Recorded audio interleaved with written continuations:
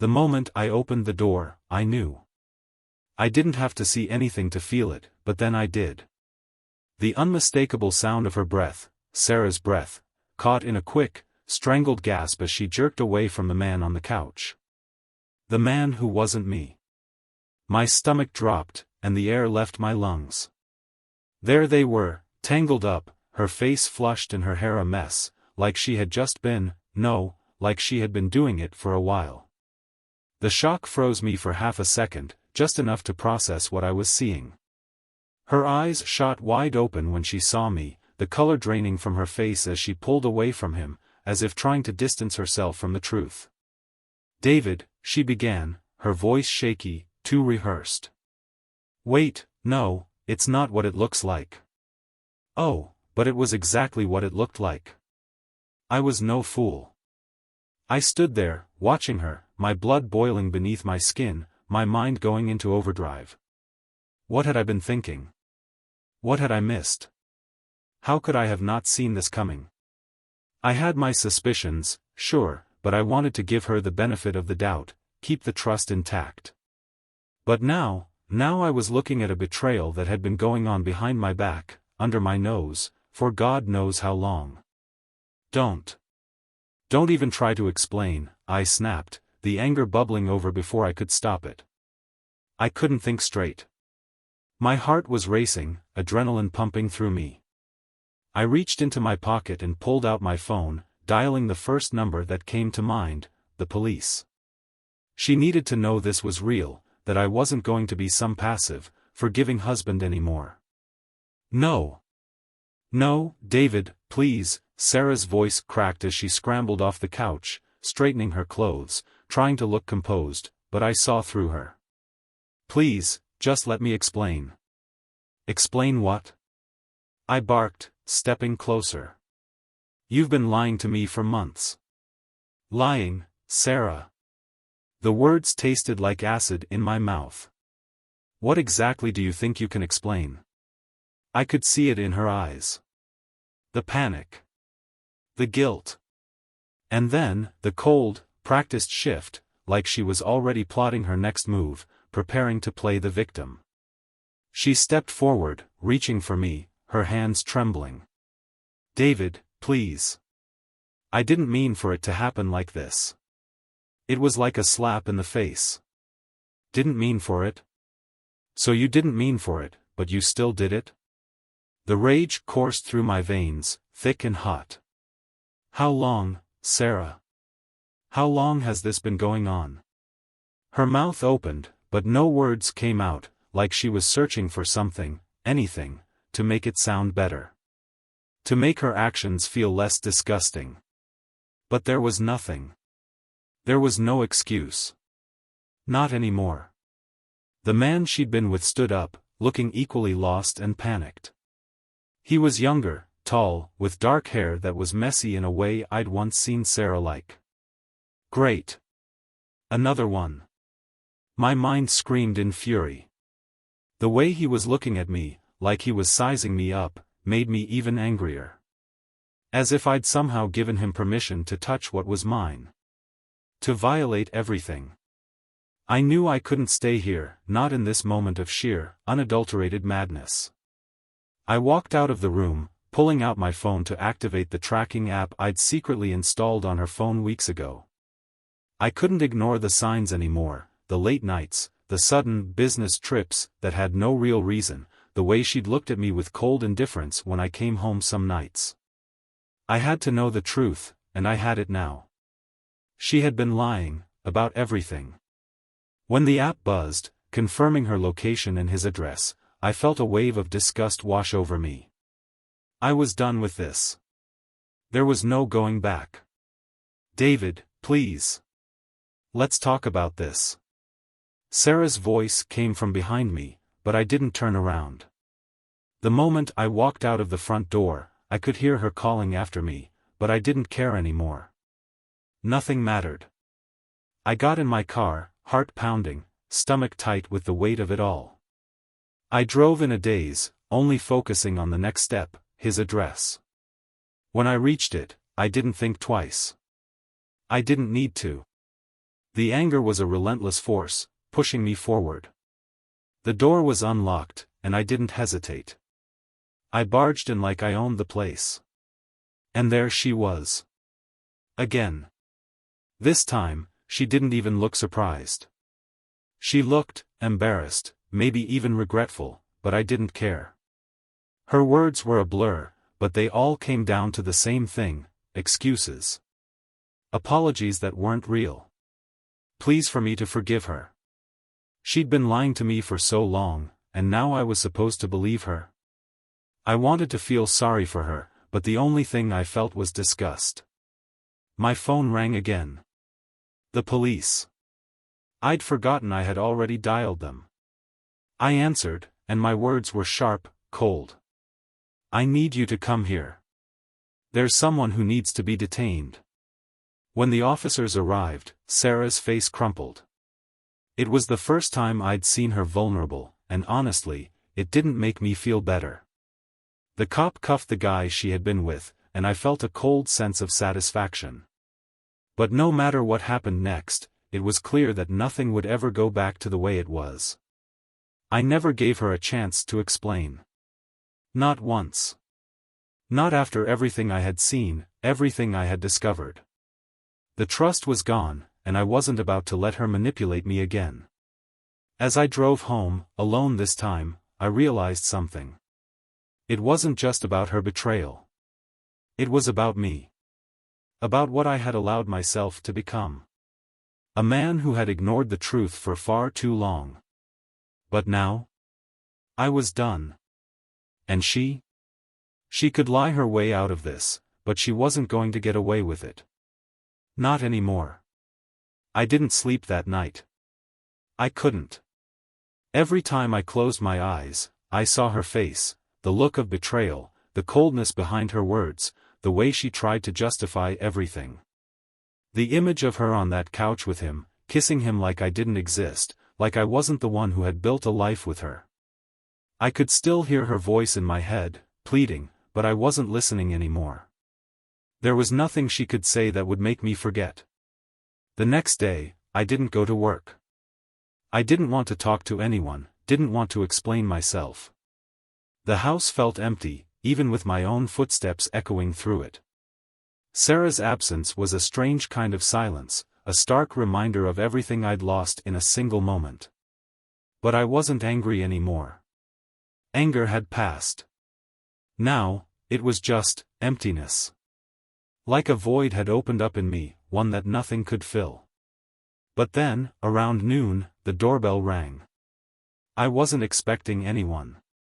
I opened it cautiously, almost hoping it wasn't Sarah, but there she was, standing in the doorway with her hands wringing together, her face flushed with regret, or what I assumed was regret. "I need to talk to you," she said, her voice trembling. I couldn't help but notice how much she looked like a stranger now. That's how it felt, like I was looking at a completely different woman. Someone who wasn't mine anymore. I stood in the doorway, not moving. "Talk about what? How you've been lying to me for months. Or maybe about how you let some random guy into our life without even a second thought." She winced. I saw the flicker of something in her eyes, remorse, shame, guilt. But it didn't matter anymore. None of it mattered. The trust was broken, and nothing she said would fix it. "I'm sorry," she whispered, her voice so small. "I didn't mean to hurt you, David. Please, you have to believe me. I made a huge mistake. It wasn't what it looked like." I almost laughed. A bitter, cold laugh. Not what it looked like. "Sarah, don't insult my intelligence." I walked in, and I saw it with my own eyes. "You didn't even try to hide it. How long were you planning on keeping this up? How long were you going to lie to me?" She took a step forward, her eyes pleading.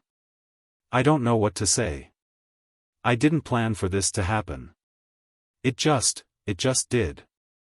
I stepped back, closing the door slightly between us. "You're unbelievable. You're standing here, telling me that it just happened?" You're acting like you have no control over your actions. But you do, Sarah. You chose this. Over me. Over everything we had. Her shoulders slumped as she stared at the ground, avoiding my eyes. I saw her fight back tears, but I didn't feel sorry for her. I couldn't. I've been trying to figure out what happened, she continued, her voice breaking, and I can't even explain it. I wasn't happy, David. I don't know when it started, but somewhere along the way, I fell out of love with you. The words hit me like a punch to the gut. Out of love? After everything? I tried to find words, but I was too stunned. Too furious. Too hurt. She'd been lying to me for so long, and now she was admitting it. She was telling me she didn't love me anymore after everything I had done for her. You don't get to say that now, I managed to choke out. You don't get to just throw that away. You don't get to decide that after everything, after all these years together. Her eyes met mine then, and for a moment, I saw something I hadn't seen in a long time, genuine sadness. I never meant for this to happen, she said, her voice barely above a whisper. I wanted to fix it.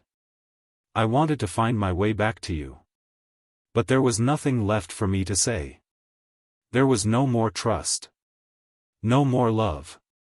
I realized, in that moment, that I didn't even want to hear her excuses anymore. I didn't need them. All I needed was for her to leave, to go away and never come back. You should go, Sarah, I said, my voice cold, final. It's over. Her face crumpled, and she opened her mouth to say something, but she didn't. She just stood there for a moment, staring at me like I was a stranger. And then she turned and walked away, her steps slow and heavy, like she was carrying the weight of everything she had broken. I didn't stop her. I watched her go, the finality of it hitting me all at once. She was gone. And with her, everything that we had built together.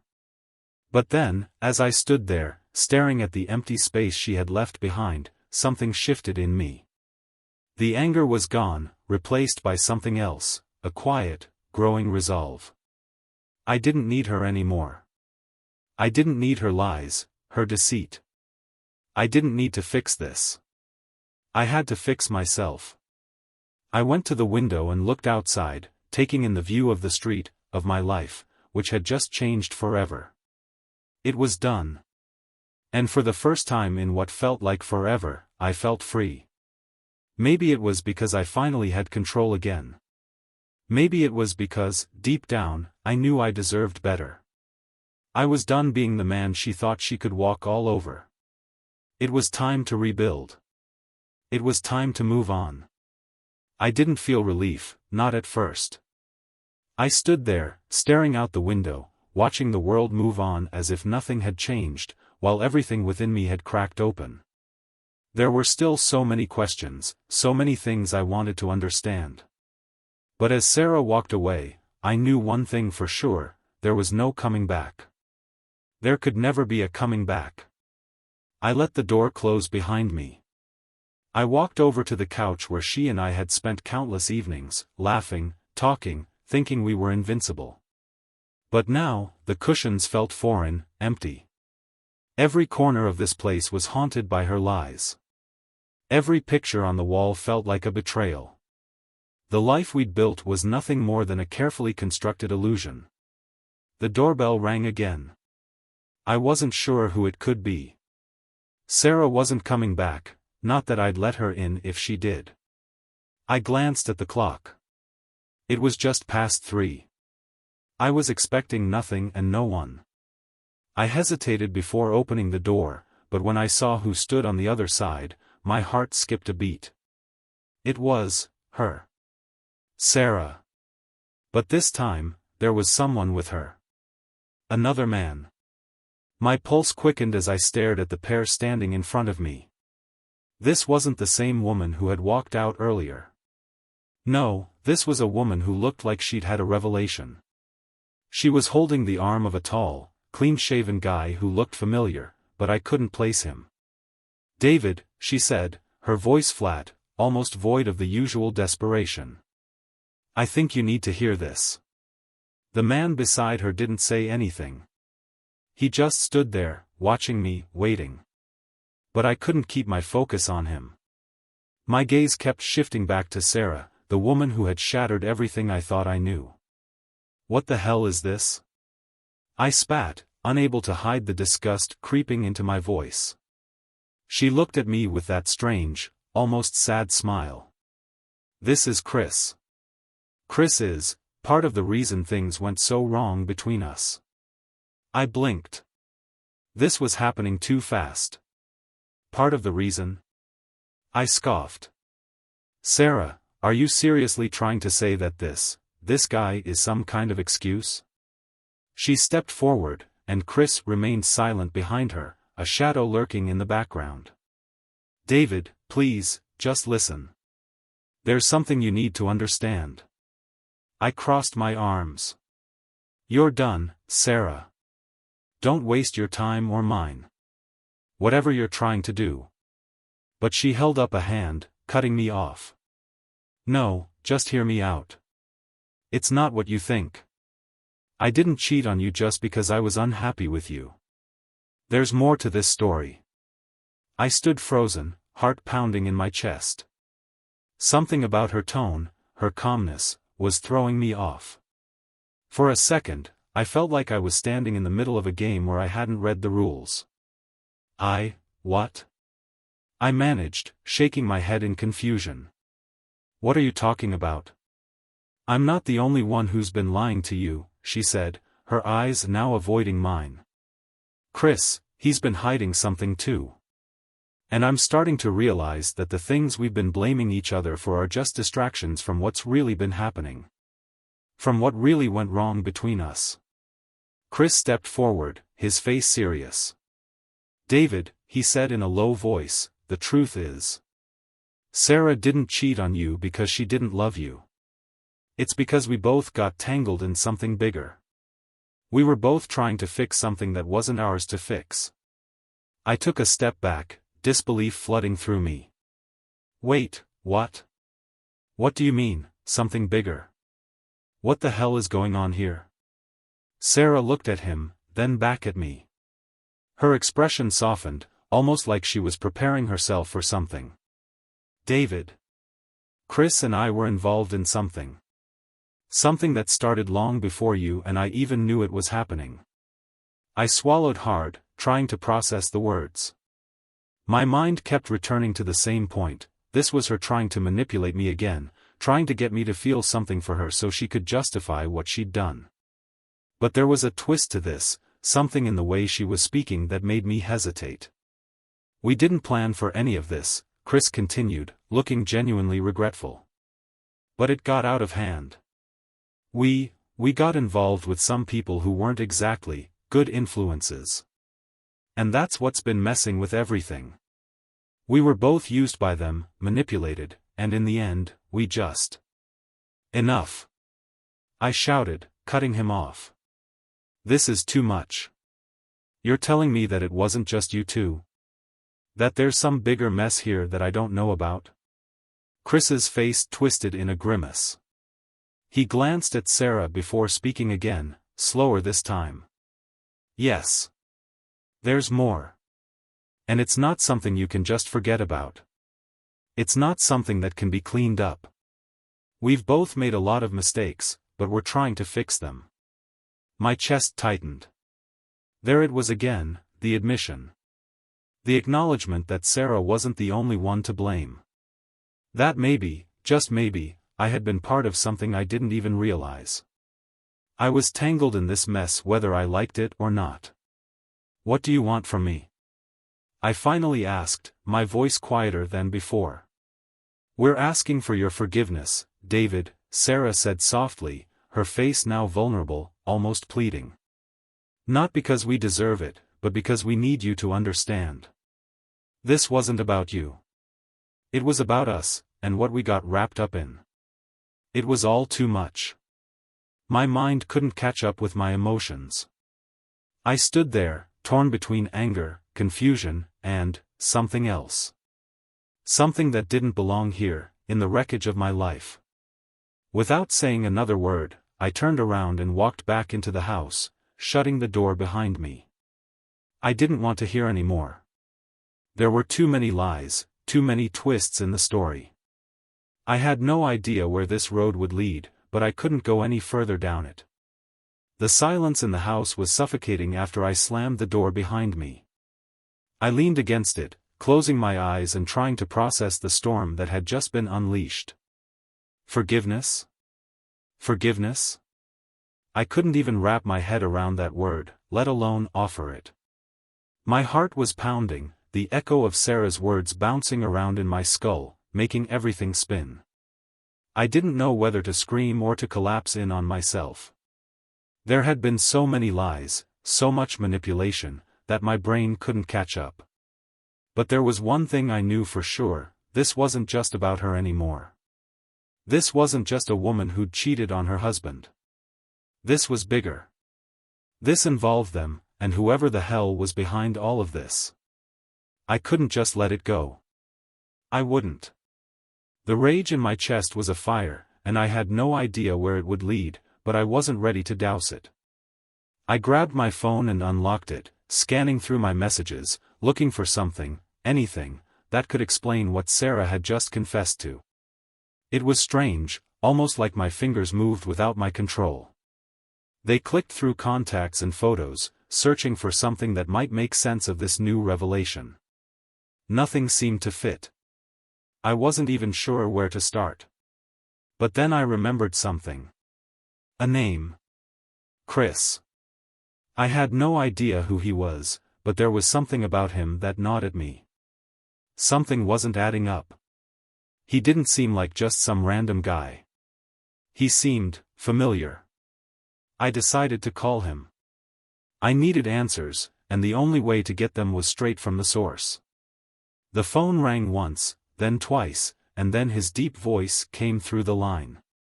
"David, this isn't the time. Don't play games with me, Chris," I interrupted, fury surging. "You've got some explaining to do."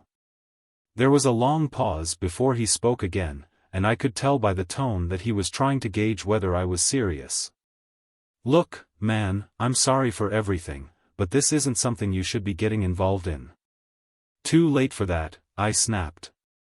"You've already dragged me into it. Now tell me who you're really working for. What's going on? What did Sarah mean by, 'we got involved with some people'?" The hesitation was palpable. "You don't understand, David. It's complicated. More complicated than you think. I'm telling you this because you're not just dealing with your wife anymore. You're dealing with things you can't control." "Who's behind this? Who?" I demanded, my voice low, deadly. He sighed. "I don't want to drag you into this mess. But it's too late. You're already in. There's a group of people, high up, people who've been manipulating things, getting into Sarah's head. They've been using her, and me, because of what we know. And it's bigger than anything you could imagine." I felt a chill crawl up my spine. I had no idea what he was talking about, but the fear in his voice was enough to send an electric shock through me. I had to know more. "What do you mean, what you know? What's going on, Chris?" Another long pause, then, "It's not just about Sarah's affair. It's about what we've been used for. They've been controlling us, pulling strings. They're the reason Sarah and I, why we even started this whole thing. You're part of something now, whether you like it or not." I was silent, trying to digest his words. The idea of being used didn't sit well with me. I had no clue what he was talking about, but I needed to know more. "I'm done with your cryptic nonsense, Chris. Who are these people? What do they want from me?" "Look, just meet me tomorrow," Chris said, his voice suddenly urgent. "There's a lot I can't say over the phone. But I'll explain everything. But, David, you need to be careful. This isn't just about your marriage anymore. There's a bigger game at play here. Trust me on that. Before I could respond, the line went dead. I stared at my phone for a long moment, trying to piece together what he'd just said. My mind was racing, running through every possible scenario, but none of them made sense. This was insane. I had been living in a lie, thinking I was just dealing with a cheating wife, and now I was tangled in something far worse. But one thing stuck with me, the urgency in Chris's voice. He was scared. He was really scared. And that meant something. I didn't know if I should trust him, but something told me I didn't have much of a choice. If this was about more than just Sarah's betrayal, then I needed to know what I was really up against. The rest of the night passed in a haze. I couldn't focus. I couldn't think straight. Every time I closed my eyes, I saw Sarah's face, the fear, the vulnerability, the way she'd looked at me like she was sorry for everything, but at the same time, like she wanted me to understand. She wanted me to forgive her, and maybe that was the part that disgusted me the most. But I couldn't forgive her. Not yet. The next morning, I drove to the address Chris had given me. It wasn't far from here, a quiet little coffee shop on a corner I'd never noticed. As I walked in, I spotted him right away. He was sitting by the window, nervously sipping his coffee, looking over his shoulder every few seconds. When he saw me, he stood up quickly, and for the first time, I noticed how much older he looked in person. There was something haggard about him, like he was living in constant fear. "You made it," he said, forcing a smile. "I'm here," I replied, sitting down across from him. "Now, tell me everything." Chris took a deep breath, glancing around the coffee shop as if making sure no one was listening. I leaned in, trying to ignore the growing unease in my gut. Something about this entire situation was off, but I had no choice but to follow this thread wherever it led. "I'm not going to sugarcoat it," Chris began, his voice barely above a whisper. "You're in deeper than you think, David. This isn't just about Sarah. It's about a group that's been pulling strings for a long time. They've been working behind the scenes, orchestrating things between Sarah and me, manipulating us, using us as pawns in something much larger." I stared at him, trying to make sense of the chaos. Pawns? Who the hell are these people? And what do they want from me? Chris looked over his shoulder again, his hands trembling slightly as he took another sip of coffee. "They're connected to people with power, with money. Think of them like corporate criminals, but on a bigger scale. They've got their hands in politics, in the media, in businesses. You wouldn't even believe how deep it goes." He paused, as if choosing his next words carefully. "And they knew about you, David.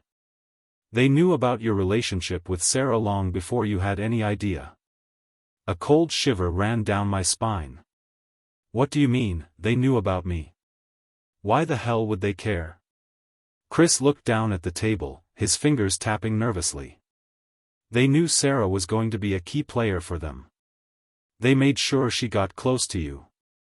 They thought you were an easy target. A way in." He sighed deeply, like the weight of what he was saying was crushing him. "They told us to manipulate you.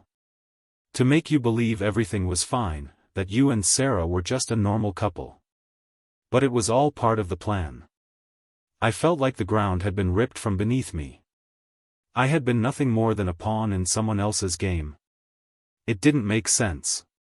How could I not have seen this coming? How had I let this woman, this monster of a wife, manipulate me without knowing the real story? Why didn't you just tell me all of this earlier? I demanded, the anger creeping back in. Why drag me into this mess, and make me look like a fool for so long? Chris winced. Because I didn't have a choice. I thought I could play along, get out clean. But they're dangerous, David. You can't just walk away from them. They'll bury you. And they'll bury Sarah too. Then why did she even do this? I asked, struggling to wrap my head around the twisted logic. Why was she part of this? Was she in on it from the start? Chris hesitated, rubbing his forehead. She didn't want to be. She never wanted to hurt you. But they got to her, slowly, over time. They offered her things she couldn't refuse. And they made it clear that if she didn't play along, if she didn't use you, they'd make sure your life would fall apart. It was all a game to them. They wanted leverage on you. They knew you'd be a weak spot for her. Everything he was telling me felt like I was drowning in a nightmare I couldn't wake up from. It was as though my entire world had been constructed on lies, and the foundation had just cracked open. Sarah wasn't just a woman who had betrayed me. She was a puppet, controlled by people with far more power than I could ever comprehend. Where does it end, Chris? What happens now? I asked, the question hanging in the air between us. What do I do with all of this? Chris looked around the coffee shop again, as if weighing his options. You can't stay in the dark anymore. You have to act. You need to expose them. But you can't do it alone. These people won't hesitate to destroy anyone who stands in their way. They've been manipulating Sarah, using her as a tool to get to you. They won't stop until they've controlled everything. Are you telling me I should go to the police? I asked, but I already knew the answer. The look on his face said it all. They own the police, David. They own everything. The law, the media, everything. They've covered their tracks for years. If you go to anyone, they'll just erase you. Make it look like a freak accident or a personal breakdown. You'll be gone, and no one will remember you. A cold chill hit my spine. I suddenly felt like I was standing on the edge of a cliff, knowing that a single misstep could send me falling into a dark abyss. Then what the hell am I supposed to do? Chris shifted in his seat, glancing out the window again. You have to play their game, but on your terms. They've underestimated you, David. They think they've got control, but they don't know you. They've been watching Sarah, trying to manipulate her, but they don't realize that you're not like everyone else they've dealt with. What are you talking about? I asked, my voice rising with frustration. I'm not some mastermind. I'm just trying to survive this. Chris's eyes met mine. Exactly. That's why you're dangerous to them. You're not playing by their rules. You're going to expose them, slowly, carefully. You need to get into their inner circle, learn everything you can about them. You'll need help. People on the inside who are just as fed up as you are. I stared at him, completely lost. What do you mean, help? I can give you names. People who are willing to fight back. People who've been caught in this web, just like you and Sarah. You'll need to be smart. You'll need to think carefully. But if you do this right, you can take them down. The weight of his words settled on me like a crushing burden. This was no longer just about saving myself from the wreckage of my marriage. This was about taking on a monstrous system that controlled far more than I had ever imagined. And I had no idea if I was strong enough to do it. But one thing was clear, I couldn't go back. There was no retreat now. I was in this fight, whether I was ready or not. I sat there, the weight of Chris's words pressing down on me like an anvil. I had been betrayed, used as a pawn in a game I didn't even know existed. My mind was racing, spinning in every direction, and yet, I still couldn't wrap my head around the full extent of what was happening. Chris was offering me a chance to fight back, but I didn't know where to start. Okay, let's say I'm in. What's the next step? I asked, my voice sounding steadier than I felt. Chris gave me a sharp, calculating look. You need to get close. You need to gain their trust. They've been watching you, David, and right now, you're a threat to them. If you play your cards wrong, they'll see you coming from a mile away. Who are they? How do I even find them? I pressed. And why the hell are you helping me? You're just as deep in this as I am. Chris took a deep breath, his eyes flicking nervously to the door again. I'm helping because I don't want to be their puppet anymore. I've been running scared for too long, and I'm done with it. They've already taken too much from me. They took Sarah. And they took me too. If I don't act now, I'll lose everything. I leaned forward, trying to digest what he was saying. And you think I can take them down? He nodded. Yes. But it's not going to be easy. You'll need to play the long game. If you do it right, you might be able to expose them without them realizing what's happening until it's too late. My stomach turned at the thought. I had no idea what I was getting into. The idea of going up against a powerful group of people who had their hands in everything was terrifying. But there was no turning back now. I was already too deep in. So, who are these people? I asked again. Give me names, Chris. I need more than just vague threats. Chris hesitated, looking out the window as if trying to decide whether or not to give me what I wanted. Finally, he spoke. They call themselves the Collective. They're a network of powerful individuals who've been manipulating events for years. They have their fingers in every pie, business, politics, even media. They know how to pull strings, and they do it without ever getting caught. You wouldn't believe how far they've gone to keep things under wraps. They've controlled people's careers, ruined families, even had people disappear. My heart sank as the magnitude of what he was saying hit me. The Collective. These weren't just ordinary criminals. These were people with the power to make or break anyone's life. And I was about to walk into their world, knowing that if I made one wrong move, I could disappear just like those other victims. How do you know all of this? I asked, suddenly suspicious. And how do you know they won't just use you again? Chris shifted uncomfortably, his hands shaking. Because I've seen it. I've been involved with them for too long. They've been pulling the strings in my life for years, and I've been too weak to break free. But I've seen what they're capable of, David. And I've seen what they've done to Sarah. She doesn't want to be their puppet anymore either. I stared at him, trying to gauge whether or not he was being truthful. Something about his face told me he wasn't lying. But at the same time, I didn't trust him completely. This was all too much, too soon. I needed to take a step back and think carefully before jumping into something that could ruin my life even more. But I didn't have time to think. I couldn't just sit around and wait for things to unfold. Sarah had already caused enough damage. Now, I had to fix things, and the only way to do that was to expose the Collective for what they were. Okay, I said, swallowing the lump in my throat. What's the first move? Chris looked at me with a mixture of caution and something else, relief, maybe. You need to get into their circle. It won't be easy, but you've got an advantage. They think you're just some ordinary guy.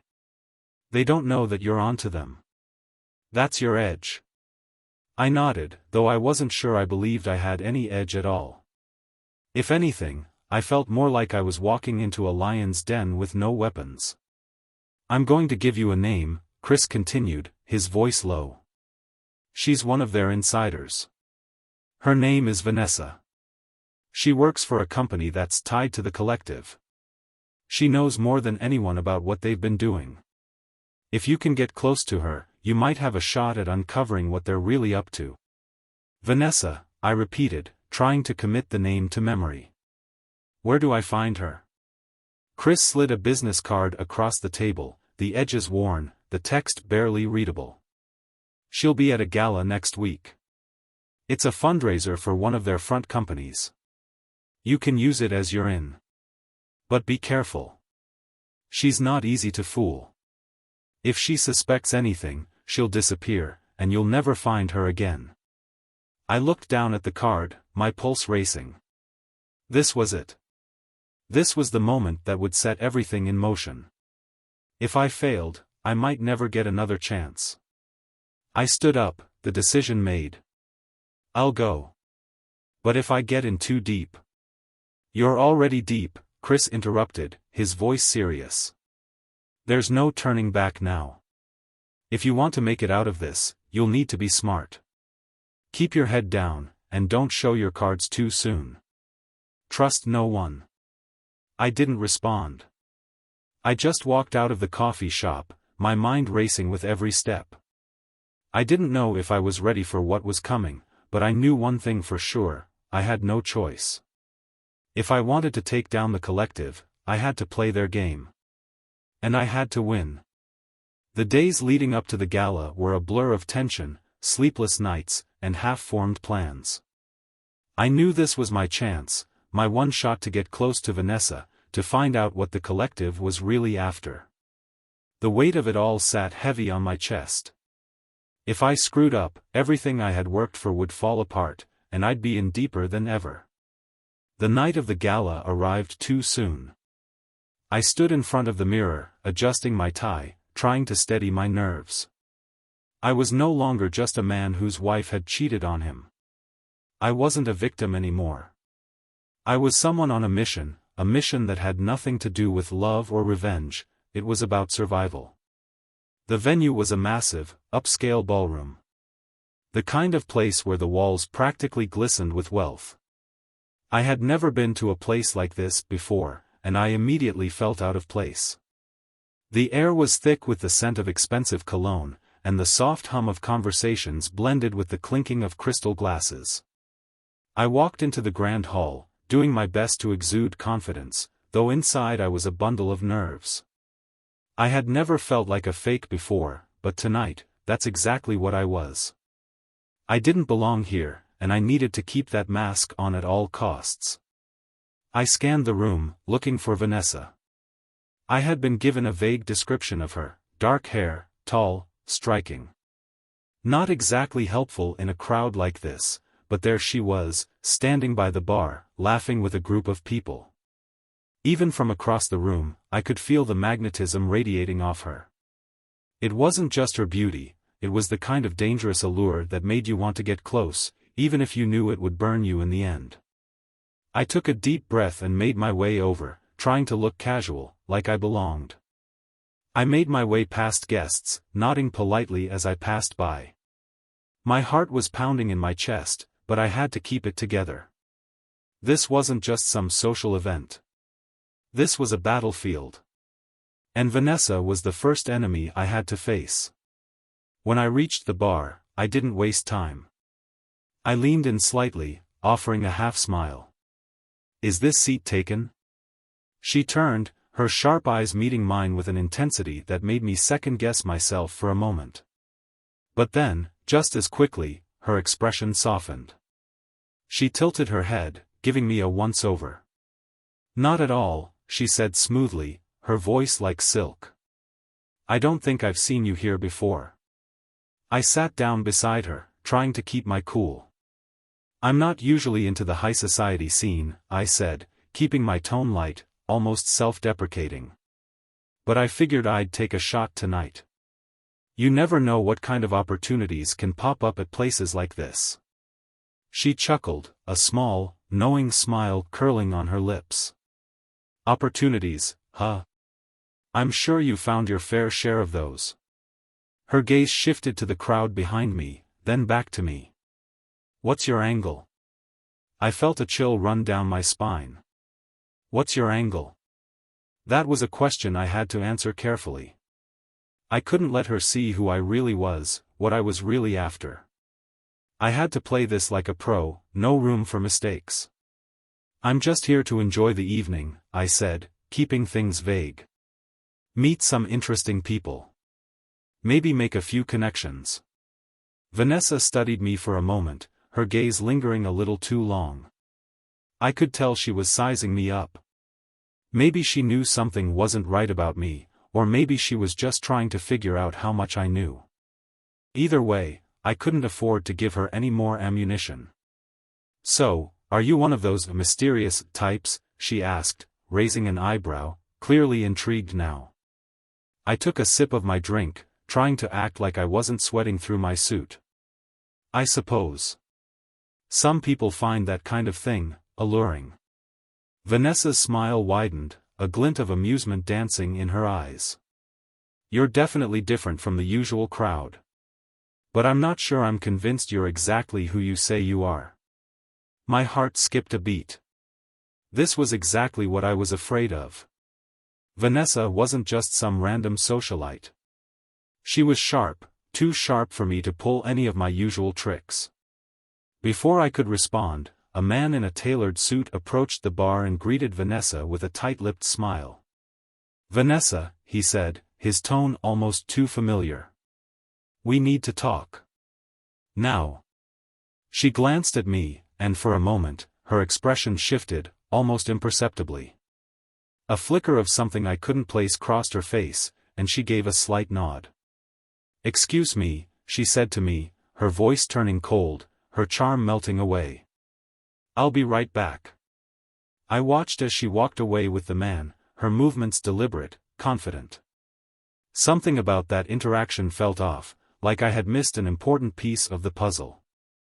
I had barely had time to react before she disappeared into the crowd with the stranger.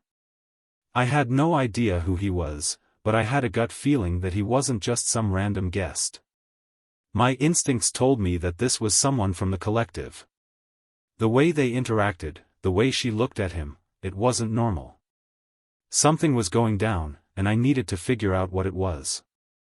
I stayed at the bar for a few more minutes, trying to act casual, but my mind was racing. I had to stay close, had to keep my eyes open. Vanessa was my key, but if I wasn't careful, she could slip right through my fingers. I turned to leave, but then I saw her again, standing at the far side of the ballroom, deep in conversation with the man. He was whispering something in her ear, his hand on her arm like a silent command. That was it. Something big was happening here, something I wasn't yet seeing. Suddenly, everything I thought I knew about the situation shifted. Vanessa wasn't just a means to an end.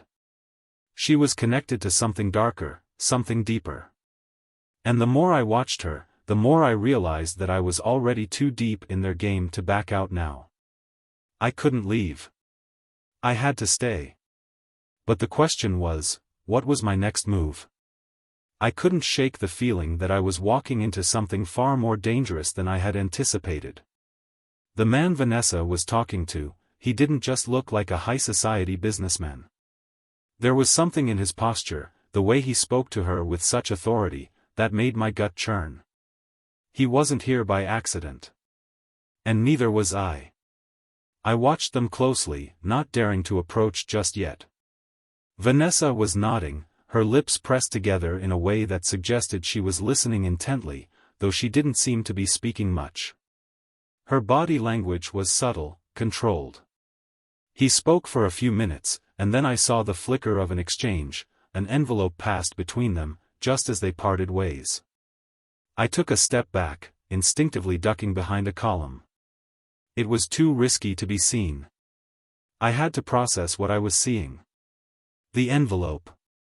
I knew enough to realize that it wasn't just money or a contract. It was something significant. Something that could unravel everything. I needed to get my hands on that envelope. But first, I had to figure out where they were going. I followed Vanessa from a distance, trying to blend in with the crowd. She moved with purpose, heading toward a smaller side door that led to a private hallway. I couldn't let her slip away, not now. As I carefully made my way around the edge of the ballroom, I caught a glimpse of the man again. He was talking to a couple of other guests in a corner, his expression hard and impassive. I was too close now to turn back. I had no idea what they were planning, but I knew it was tied to the collective, and, if I was right, it was connected to Sarah's disappearance. This envelope, whatever it was, could be the key to everything. I slipped into the hallway after Vanessa, keeping my steps light and cautious. The sound of the gala, the music and chatter, seemed to fade away as I entered the quieter, more secluded space. There was no one around, just the soft echo of footsteps on marble floors. I rounded the corner and saw Vanessa just ahead, disappearing into a door at the end of the hall. I had no choice. I couldn't afford to lose her. I darted forward, moving quickly but silently. When I reached the door, I paused, listening. There was no sound on the other side. I carefully pushed the door open, just wide enough to slip through without making a sound. The room inside was dimly lit, with only a small desk lamp providing a flicker of light. Vanessa stood at the far end, speaking quietly with the man I'd seen earlier. They were in a small office, the walls lined with expensive, Art Deco furniture. But that wasn't what I was focused on. It was the envelope, still in her hand, that drew my attention. She was turning it over, examining it as if deciding what to do next. I was so close now. My heart was hammering in my chest, but I forced myself to stay calm. I had to think, to plan. If I made a move now, it could go wrong. They could notice me. Then, suddenly, Vanessa turned, her gaze sweeping the room as if sensing something. My breath caught in my throat. I froze, not daring to move an inch. I wasn't sure if she saw me or if it was just a coincidence, but her eyes lingered on the door for a moment before she spoke. "Do you really think you can get away with this?" she said, her voice sharp. She wasn't speaking to the man, but to me. "You're not as invisible as you think." My blood ran cold. She knew. I didn't wait for her to react. I lunged forward, slamming the door shut behind me and catching her off guard. For a brief moment, she looked shocked, but that quickly faded into a cold smirk. "You have no idea what you're dealing with," she said, the words heavy with disdain. "You're in over your head. The collective won't let you get away with this." I took a step forward, my voice low but steady. "I'm not here to ask for permission. I want answers." Vanessa's smirk only deepened. "Answers? From me? You think I'm going to just hand them over? What makes you think you deserve them?" Her words stung, but I wasn't backing down. I had come this far. There was no way I was going to let her manipulate me, not again. I took another step, closer this time, and her eyes flashed with a dangerous glint. The envelope was still in her hand, but she made no move to offer it to me. "What is in that envelope?" I demanded. "What are you planning?" Vanessa tilted her head, studying me. "You have no idea, do you? All of this, everything that's been happening, it's bigger than you.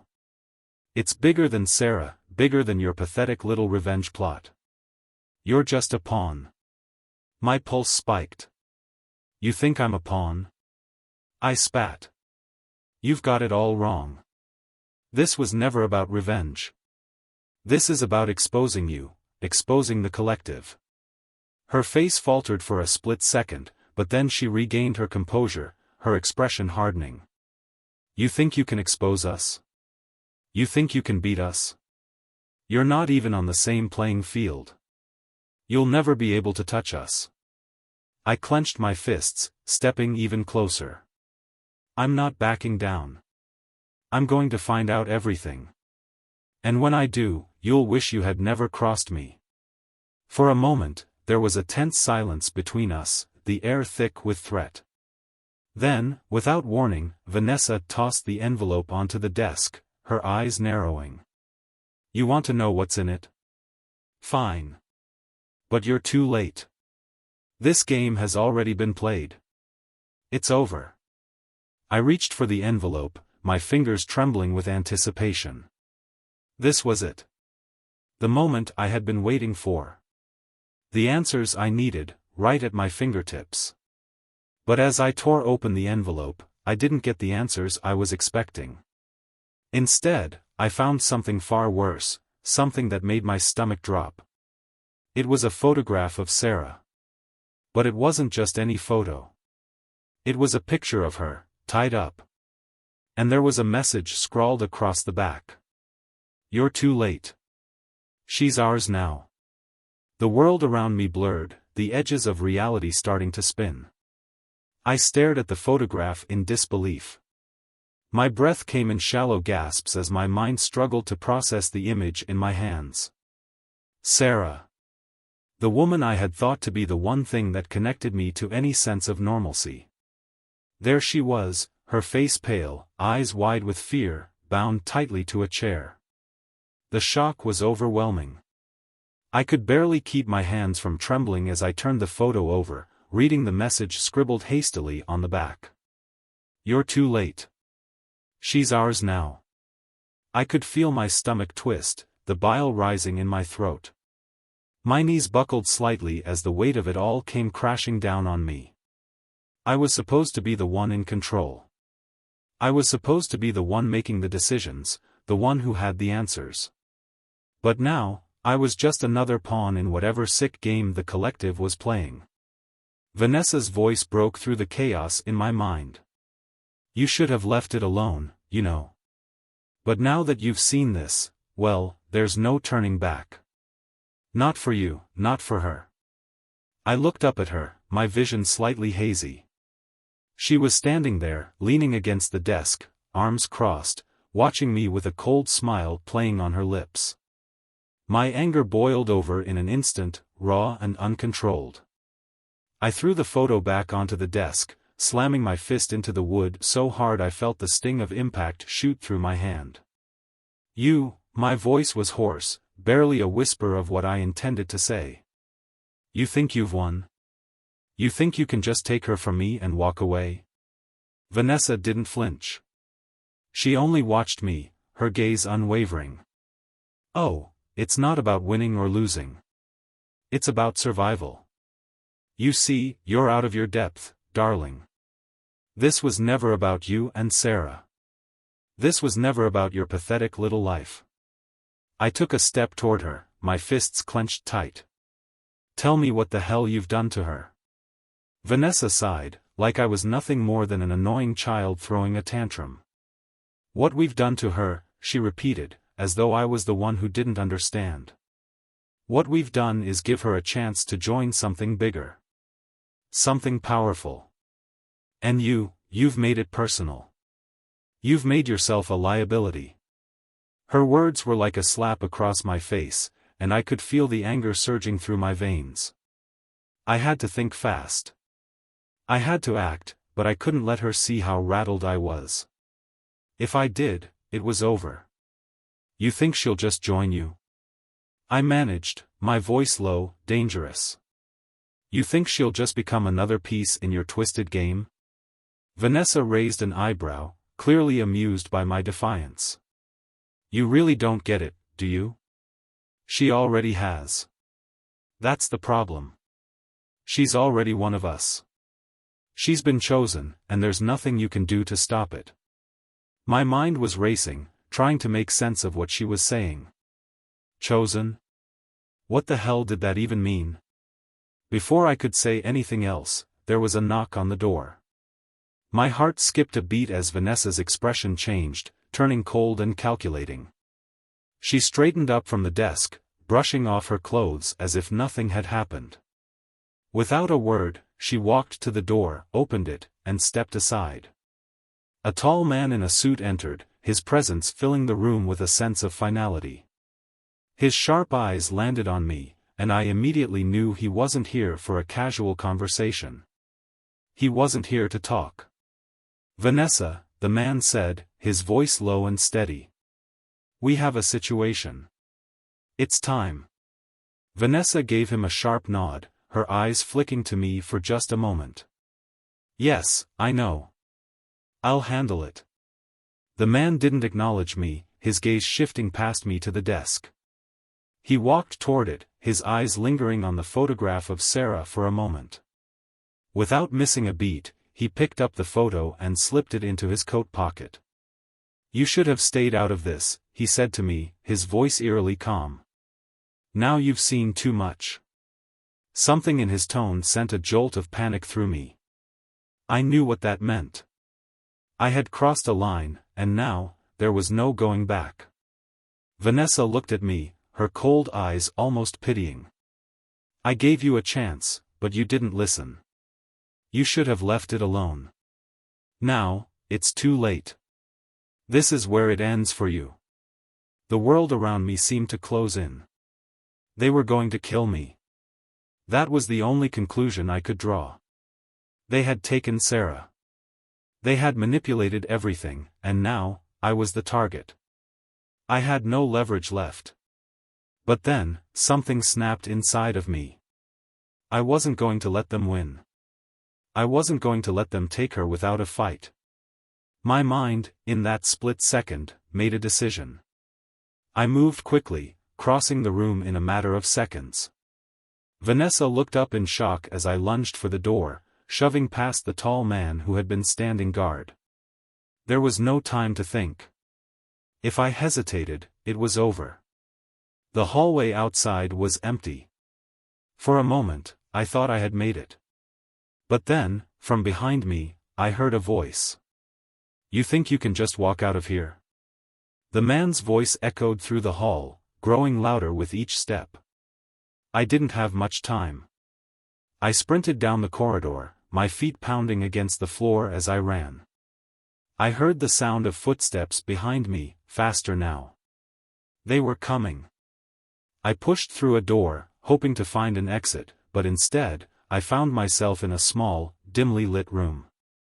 There were no windows, no way out. And that's when I realized it. I had walked straight into their trap.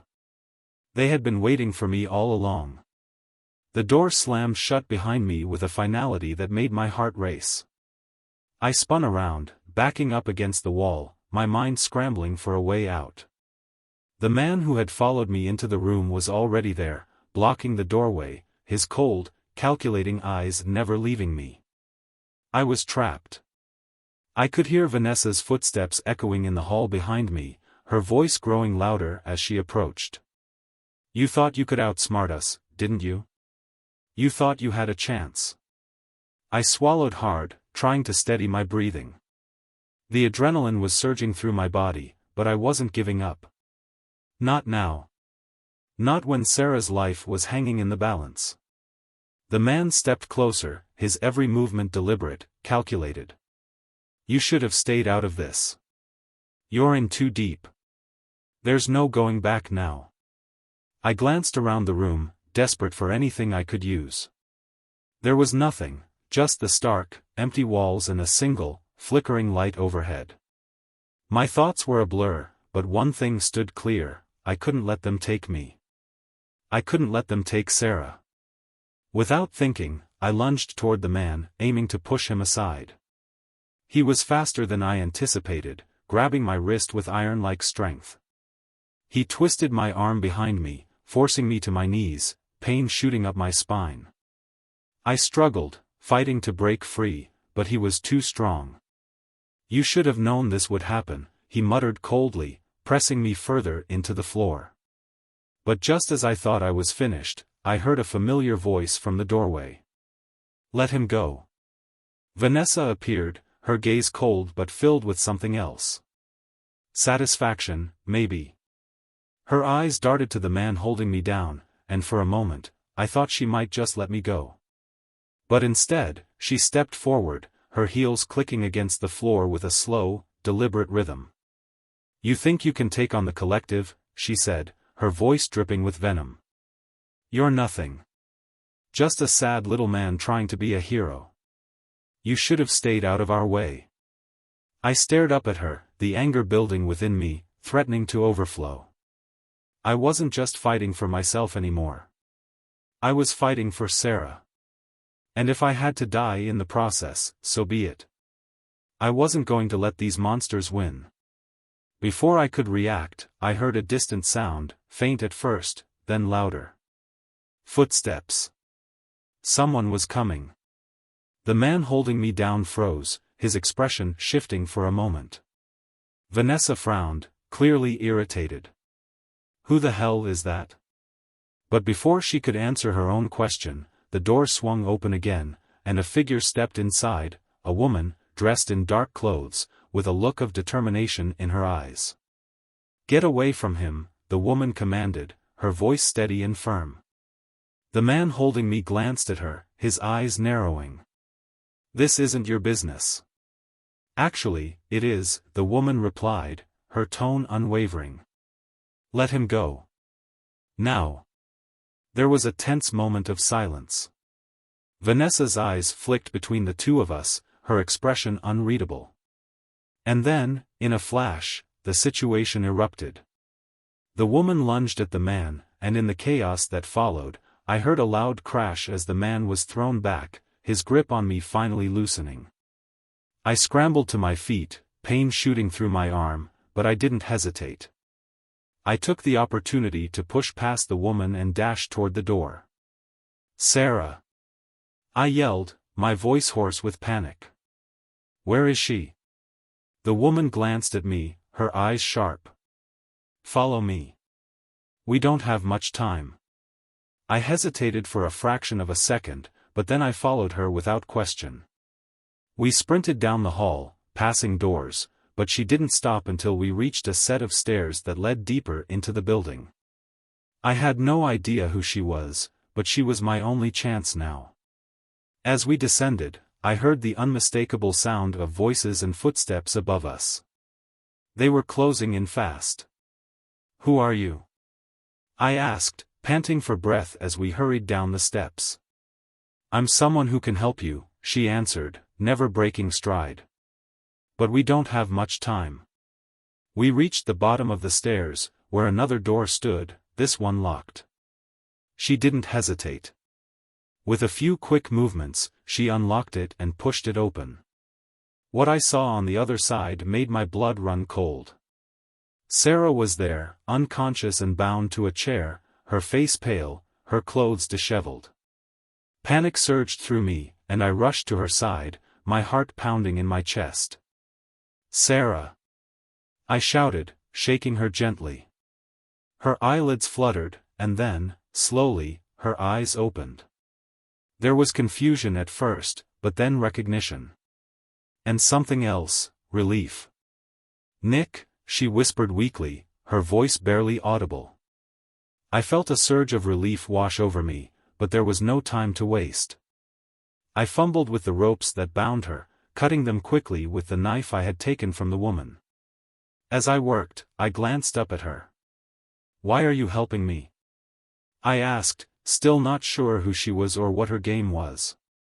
She gave me a brief, almost apologetic look. Let's just say I have my own reasons.